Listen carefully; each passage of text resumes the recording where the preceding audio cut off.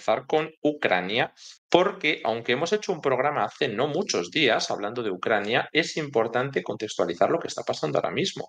Y es que nos estamos viendo con una pequeña ruptura que, de nuevo, estamos hablando siempre de que el frente no va a tener unos cambios abruptos en el corto medio plazo, eso creo que está más que claro, pero mientras tanto, en lo que se siguen dando esas negativas a negociar un acuerdo de paz o a, bueno, parar la guerra en cualquiera de sus formas, es evidente que el conflicto va a continuar en una intensidad de guerra de desgaste, de guerra de posiciones y de intentar pues romper por algún punto, destruir las capacidades del rival, mejorar la mano negociadora, desviar recursos hacia otros puntos del frente.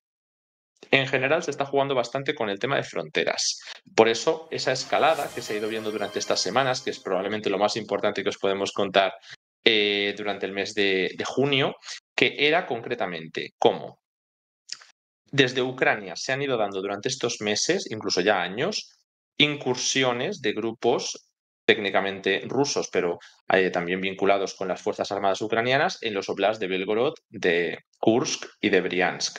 En respuesta, Rusia prometió pues, que iba a empezar a crear una zona de amortiguación en la frontera, alejar esos posibles actos, ¿no?, de incursión unos kilómetros de la misma y, por supuesto, pues eso a nivel propagandístico es importante en las tres poblaciones que mencionaba, la de los oblast fronterizos. Además de que ya ha descartado aparentemente, ¿no?, esa propuesta de acuerdo de paz que Rusia y Ucrania estaban negociando a principios de la guerra, sobre dos oblasts, y sobre la neutralidad, sobre la desmilitarización y otros objetivos de la desnazificación que decían los rusos y que parece que los ucranianos pues estaban, bueno, pues tendentes a negociar algunos de esos aspectos. Actualmente nos encontramos con que eso ya no está sobre la mesa y los rusos, mientras en Ucrania se están centrando, ¿no?, en conseguir más apoyo militar, en que la cumbre de Suiza sirviera para hacer cierre de filas entre los demás países en torno a su causa y, evidentemente, después que se pudiera ir sumando Rusia, ahora mismo desde Ucrania se señala que habrá que hacer nuevas cumbres de paz y que Rusia se pueda acabar, bueno, incorporando con alguna representación a esas demandas, es decir, no negociar directamente con Rusia, sino darle ya las demandas para que las asuma y, por supuesto, eso sería una especie de rendición o al menos ceder en los objetivos maximalistas rusos y ya veremos qué pasa con los ucranianos. Pero, por otro lado, Rusia ya está planteando pues que como no se ha llegado no se ha aceptado ninguna de esas propuestas suyas, pues que van a acordarse, ¿no?, de lo que está pasando y que en el futuro va a haber unas reclamaciones más ambiciosas. Entre ellas, pues nos encontramos la posibilidad de que se den nuevas anexiones en el futuro. Ahora mismo ya estamos hablando de que esa negociación se dio sin ninguna anexión sobre la mesa, solo la de Crimea, y ahora ya estamos hablando de 4 oblasts, 5 contando Crimea. Así que la incursión en Kharkov, que es la siguiente que se dio como respuesta, ¿no?, a esas otras que comenté antes, fue un momento crítico que, sin embargo, pues han conseguido estabilizar. Es verdad que el objetivo de desviar recursos puede haber funcionado y ahora explicaremos por qué, me voy a meter a hablar de ese tema, pero los ucranianos, ya os comentamos el otro día, han recuperado algo de terreno en 3 posiciones en Kharkov. Enseguida iremos con el Oblast de Donetsk, que yo sé que es el que trae las novedades, pero un poquito de paciencia porque así entendemos todo el timeline, ¿vale? Y lo que nos encontramos era eso, que esa incursión pues llegó a tener un éxito en algunos pueblos de manera más llamativa de lo que a lo mejor cabía esperar al principio. Se supone que estaban estas zonas muy fortificadas y, sin embargo, hemos visto cómo se llegó a 2 ciudades importantes como Lipsy y Vovchansk, que podían haber abierto la puerta a más sitios. Bueno, la realidad es que los rusos no han conseguido avanzar ahí y, por lo tanto, los más acérrimos, ¿no?, de ese bando se están enfrascando en la retórica de que solo se buscaba desviar recursos, cuando aparentemente se buscaba, por supuesto, el desvío de recursos ucranianos, y eso creo que sí que ha sido un éxito, ahora explicaremos por qué. Ya desde el primer día se dieron refuerzos, así que mínimamente con eso ya era un objetivo cumplido. Y por otro lado, el crear esa zona de amortiguación, si daba lugar a que se pudieran expandir unos kilómetros, seguramente hubiera conseguido por parte de Rusia el capital político suficiente para lanzar nuevas ofensivas, que yo sigo pensando que cabe esperarlas, pero parecían más inminentes que otra cosa, ¿no? Tanto en Sumi como en Kharkov, tanto al oeste como al este de la incursión presente, ¿vale? Entonces eso es importante. Bueno, gracias por aquí a ex Joserra, que nos ha dejado el Prime. Gracias por ese apoyo. Recordad que es gratis, aquí lo pone mejora tu suscripción, suscribirse gratis, suscribirse con Prime y nos ayudáis un montón. Vale, bueno, pues gracias, Joserra. Vale, entonces la respuesta de la entrada en Kharkov entendemos por qué ha sido a nivel político, a nivel propagandístico y a nivel estratégico. Pero nos faltaba un dato, ¿no? Y era el timing. ¿Por qué en este momento? ¿Por qué se produjo justo cuando estaba, bueno, pues enfrascada la campaña en la batalla de Avdiivka, digamos en las afueras de Avdiivka? Ya la seguimos llamando así, pero ya no es la batalla de Avdiivka, y es básicamente por el estancamiento del segundo momentum que tuvieron los rusos en las afueras. Entonces ahora nos vamos a mover un poquito en el mapa y vamos a irnos hasta Avdiivka, ¿vale? Que esto ya sí que es la gran zona en color amarillo que tenemos en el mapa de Ucrania, que es a la que hemos acudido mucho porque es la ruptura, la gran ruptura que ha habido en 2024 con permiso de esta pequeña incursión en Kharkov, que es verdad que es muy grande a nivel de territorio, pero insisto, no se trata esta batalla de territorio a nivel de kilómetros cuadrados, sino a nivel estratégico, de cuánto se pueden destruir esas capacidades, de cómo se acerca a los objetivos de la campaña y que si fuera de conseguir territorio rápidamente, se hablaría de otro tipo de conflicto, ¿no? No de esta guerra de posiciones. Entonces, si nos vamos a Avdiivka, que veis ahora en pantalla, esa batalla de las afueras de Donetsk, una gran batalla, ¿no? En la que se han incluido frentes en Marinka, que ya están más que superados, hacia la zona de Georgivka o en Novomijailivka, en las que se han seguido dando avances hacia la carretera entre Ugledar y Konstantinivka, pero si nos vamos un poquito más al norte, ahí en Avdiivka tenemos una serie de pueblos, que es la que siempre os comentamos, ¿no? Hubo un primer momentum de los rusos avanzando rápidamente hacia sus pueblos, pero después se estancaron en Berdichi y Semenivka. Bueno, pues de nuevo los rusos consiguieron avanzar y uno de los puntos críticos ha sido Osheretine. Osheretine también lo hemos comentado muchas veces, pero por si alguien pues, no lo conoce, es una localidad que sigue el ferrocarril desde Avdiivka. Avdiivka era un punto clave, es que parecía, como siempre dice la propaganda occidental, ¿no? Que las localidades no van a caer y cuando van a caer resulta que son insignificantes a nivel estratégico, que no valen para nada. Bueno, Avdiivka era muy importante. Ya lo siento por ellos, por la propaganda, pero Avdiivka servía como una de las puntas de lanza ucraniana, no solo para poder lanzar ataques sobre Donetsk capital, sino para poder defender estas líneas de pueblos. Sin Avdiivka está bastante perdida la defensa desde esa zona casi hasta el embalse de Karlivka. Se han tenido que ir organizando durante este tiempo sobre la marcha. No ha habido unas líneas profundas. Se hablaba de nuevas líneas de construcción desde el embalse de Karlivka, que lo veis en pantalla. Ahí veis los nombres que se ven estupendamente. A veces nos cuesta que se vean todo, pero yo creo que hoy se ve perfectamente Karlivka hasta Ocheretine. Y veis que la línea prácticamente es recta, es decir, con los pueblos que trazan esas pequeñas, esos pequeños dientes, ¿no? De avance y de receso, pero en principio es una línea norte-sur que tenemos desde Oseretín hacia Karlivka. Bueno, pues faltan unos pequeños pueblos en dirección oeste, que son los que veis en pantalla, Novoselivka, Persha, que es el más llamativo ahora mismo de las batallas que hay, porque básicamente la batalla de Avdiivka empezó siendo eso, ¿no? Un eje de avance hacia el oeste y se ha dividido en dos o hasta tres ejes de avance. Yo voy a decir que son hasta cuatro ejes de avance porque se ha fusionado con la batalla de Pervomaivsk, que esta sí que nos tiene que sonar un poquito más porque era la batalla inmediatamente posterior a las afueras de Donetsk y a esa batalla de 2015 que quedó interrumpida en el aeropuerto de Donetsk y después de Pisky. Vale, pues una vez tomado Pervomaivsk tenemos ese primer punto de avance que se ha fusionado con este eje, que es el que llega a Karlivka. El embalse de Karlivka que veis en pantalla ya está en batalla. La localidad está dividida en torno al embalse. La zona este es rusa ahora mismo. Y por el sur se están dando ataques. Por el norte hay una pequeña zona de campo que ahora mismo está en tierra de nadie y que queda un poco pues, en disputa porque hay otro pueblo que se llama Yasnobrodivka. Pero en el fondo eso va a servir como una pequeña defensa natural con el río Bobcha dividiendo desde Karlivka, esta vez sí, hacia el norte, hacia la localidad de Progres. Esa es otra de las que va a ser, bueno, pues otro de los nodos a partir de los cuales se va a distribuir la estrategia rusa en esta zona, desde Karlivka hasta Progres. ¿Dónde está Progres? Bueno, pues es ahora mismo lo siguiente que viene en el ferrocarril desde Ocheretine. Ahí lo veis, ¿no? Veis que entre Ocheretine y el río hay unos pequeños campos, pues ahí se va a encontrar ese pequeño pueblito, ¿vale? Y ese va a ser importante, porque es el que queda a medio camino dentro de la segunda, bueno, pues dirección de la que os quería hablar, que era yendo hacia el oeste. Tenemos una batalla en Novoselivka Persa, en las afueras de Novoselivka Persa, después de la caída de Novopokrovsk por parte de los rusos hace unas semanas. Entonces ya os he comentado, Karlivka, Yasnobrodivka, Novoselivka Persa y Progres. Bueno, pues de camino a esa localidad tenemos un pequeño pueblo, que esto sí que es pequeño porque es una calle, que está dividido entre tres localidades que se llaman Sokil, Boshov y Yevgenivka. Los rusos ya han tomado el primero, Sokil, para que nos hagamos una idea, ¿vale? Esto es decir, va lento, pero los rusos están avanzando ya en tres direcciones de las que os he comentado, hacia Karlivka, hacia el oeste y hacia, bueno, en el norte, noroeste, el ferrocarril.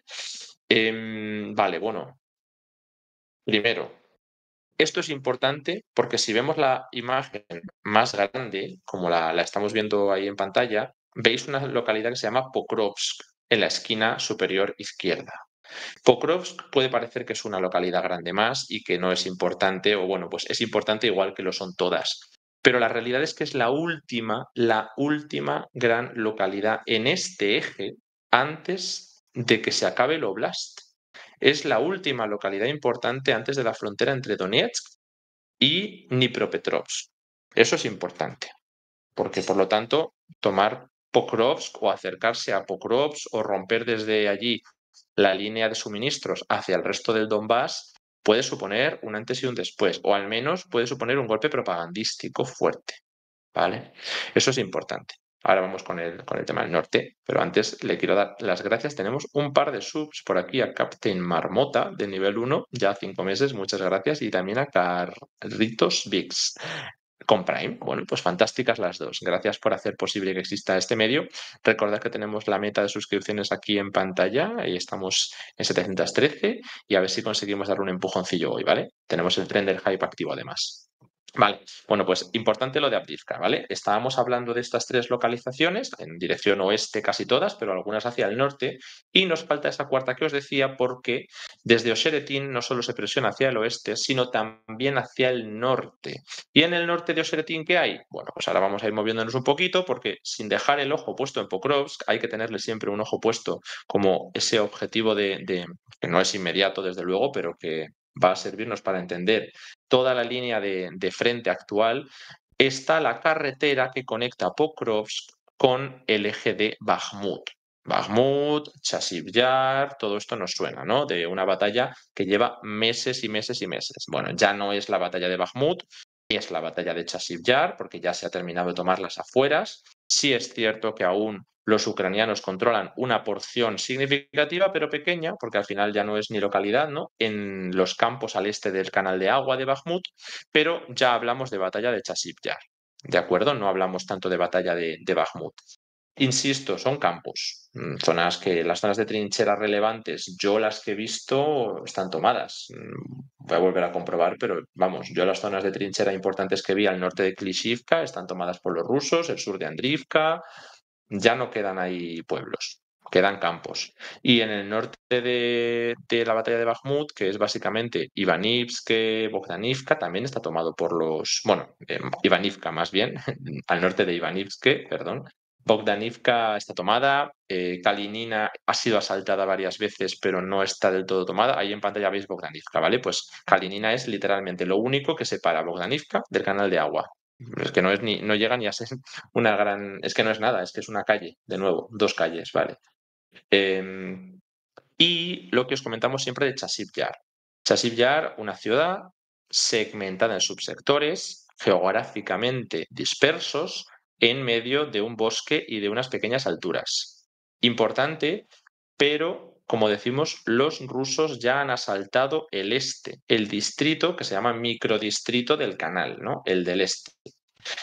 ¿No lo han tomado todo? No, la batalla de Chasiv Yar continúa. Entonces, claro, ni nos vamos a pensar que la batalla del norte de Oseretine o del oeste de Oseretine han terminado y por lo tanto los rusos van a arrasar, ni tampoco vamos a pensarnos que han fracasado y por lo tanto los rusos no van a poder seguir con ese plan. Y lo mismo con Chasiv Yar. No vamos a pensarnos que los rusos ya están a punto de tomar todo Chasiv Yar porque es una batalla que pinta que va a durar. No sé si tanto como Bakhmut, pero va a durar. Y tampoco digamos, por lo tanto, ni que están a punto de tomarla, ni que ha sido un fracaso. O sea, este tipo de cosas, que sé que todo el mundo quiere titulares, pues todavía es pronto. Y vale, es importante. ¿Por qué es importante? Porque al final si estamos hablando de dos puntos del frente que podrían hacer pinza, ahora vamos a situar el mapa así, ¿vale? Para que se vea. ¿Y qué puede quedar en medio? Que es lo que siempre comentamos, ¿vale? Bueno, pues está muy lejos de ocurrir esa pinza, está muy lejos de ocurrir cualquier embolsamiento, cualquier caldero, que sé que a los rusos en esta guerra les está encantando lo de intentar crear calderos. Y estratégicamente tiene sentido, ¿no? Digamos que si tú presionas por Chasiv Yar y por Oseretine, obligas a que los ucranianos que están con esa estrategia que tú estás conscientemente jugando con ella, ¿no? De van a resistir hasta el final. Es muy difícil que hagan una retirada pragmática. Les obligas a salir de esa zona intermedia que es la tan famosa, ahí veis, New York y Serzinsk. Son más localidades, ¿no? Ya os decía muchas veces que a veces lo veíamos como Toretsk o Pivnishne, ¿no? Que son como los tres puntos, es una gran localidad dispersa que son perdón, no dispersa, al revés. Todas las localidades, una junto con otra, prácticamente no vemos separación, ¿no? Hay muy poquita separación entre las tres, entre Serzinsk, Pivnishne y New York. Entonces, todo esto quedaría en medio.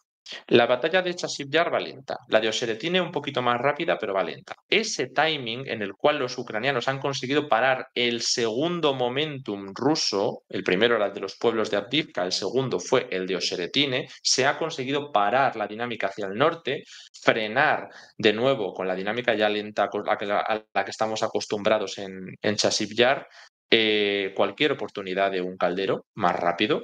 Entonces ahí entra en juego Kharkov. Ahí es donde ocurre esto que estamos comentando y por lo que estamos viendo, que esa era una incógnita que habría al principio, ¿dónde van a reforzar los rusos cuando se llegue a un stalemate, ¿no? A un impasse, no sé ya cómo decirlo en castellano, ¿no? Eh, pues estamos viendo que no se trata de reforzar tanto la frontera de Kharkov con Rusia, sino se está reforzando aparentemente más la zona del frente de Donetsk. ¿En qué lo vemos? Dos elementos, ¿vale? Mientras la batalla de Chasiv Yar sigue el ritmo que sigue, lo relevante es que si Chasiv Yar cayera, esas alturas del Donbass abrirían peligrosamente el camino a Konstantinivka. Konstantinivka ya sí que sí, no solo es que haya una pinza posible con Oseretine, es que ya cortas una de las vías más importantes de comunicación con Serchinsk y con Pivnishne, que son las otras que os decía que quedaban en medio, ¿no? En ese supuesto caldero. Entonces, Konstantinivka muy peligrosa que se pueda poner en juego. Pero la primera de las presiones va a venir desde Oseretine hacia el norte. Durante estas últimas semanas hemos visto varias batallas. Una estancada al norte de Arkhangelsk en dirección Kalinove. Es una batalla que está ahora mismo estancada, pero que sigue todavía en curso. Sé que son muchos nombres y muchas batallas, pero como veis, ahora sí que se ven un poco en pantalla. Justo veis Oseretín al norte, ya os digo, dos direcciones y se ven muy bien. Una al norte, dirección Konstantinivka, otra al noroeste, dirección esa curva que lleva la carretera de Pokrovsk a Konstantinivka. Son las dos direcciones que vemos ahora mismo en el norte de Oseretín y que son relevantes. ¿Cómo se llaman estas batallas? Pues lo que os decía, ¿no? La del norte es la batalla de Kalinove y la del noroeste es la batalla de Novoalexandrivka. Son las dos que hay ahora mismo en juego.